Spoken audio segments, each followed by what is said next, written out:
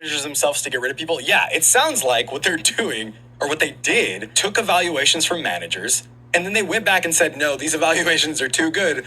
Please be more harsh. Please nitpick. And the people that they nitpicked got targeted for dismissal, basically. Regarding these circumstances, Mr. Mehta mentioned earlier points out that there is a clear possibility of a violation of the law. While a company has the right to evaluate its employees' personnel management rights, the act of retroactively lowering evaluations for the unfair purpose of arbitrarily creating targets for restructuring constitutes as an abuse of personnel management rights prohibited by the Labor Contract Act and also violates the principle of good faith under the Civil Code.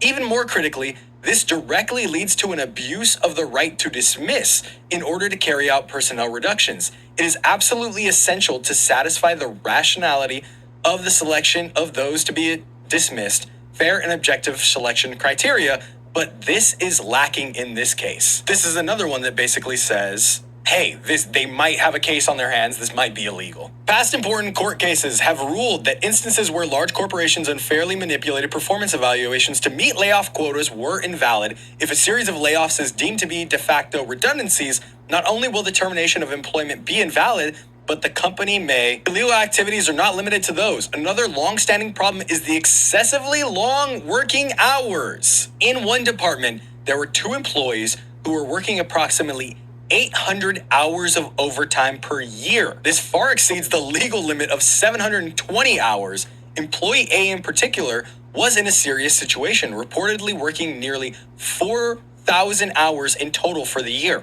working almost without break. While upper management constantly orders us to reduce working hours, they also command us to cut outsourcing costs and bring things in-house.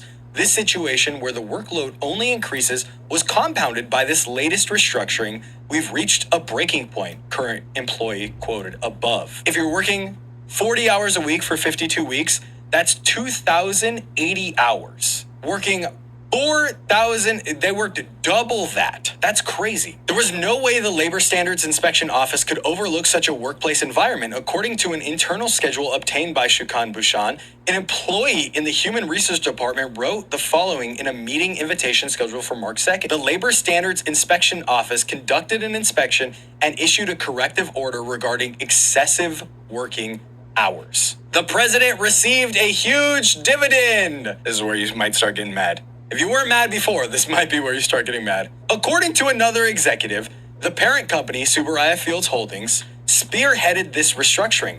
The company is led by President Hidetoshi Yamamoto, known as the founder of Fields. They achieved success by using anime works such as Neon Genesis Evangelion in their pachinko slot machines. After acquiring Supro, they ventured into the IP business and expanded their profits in overseas markets, including China. Including the shares held by his asset management company and relatives, Mr. Yamamoto owns approximately 41% of the holding company's shares. Shareholder dividends are on a steady upward trend, with the dividend per share increasing by 20 yen from last year to 70 yen. That's 50 yen a share higher. Based on a simple calculation using securities reports and other documents, it is estimated that the total amount of dividends received by the asset management company and Mr. Yamamoto and other relatives this fiscal year will amount to approximately 1.8 billion yen. This is nothing different than you are seeing currently in America. All around in America, you are seeing this happen. This is just seeing it in a different place. This is just seeing it in Japan. I'm not saying it's good. I'm just saying it's not that far off to think that it also could be happening in other countries because of how often it happens in America. The decisive factor that alienated employees was the company-wide meeting held on April 1st. Standing on the stage, Mr. Yamamoto reportedly explained the circumstances surrounding the acquisition of Supro as follows.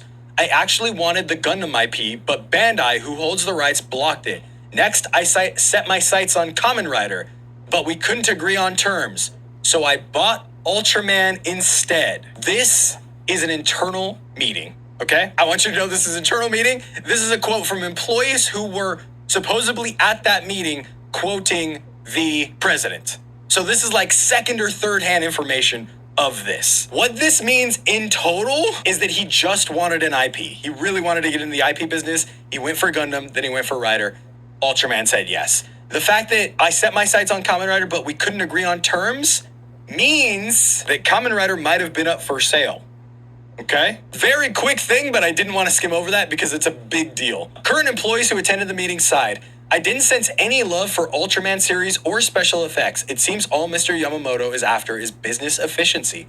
Following the speech, morale within the company further declined, and some employees who were not targeted for restructuring submitted their resignations saying they no longer wanted to work here.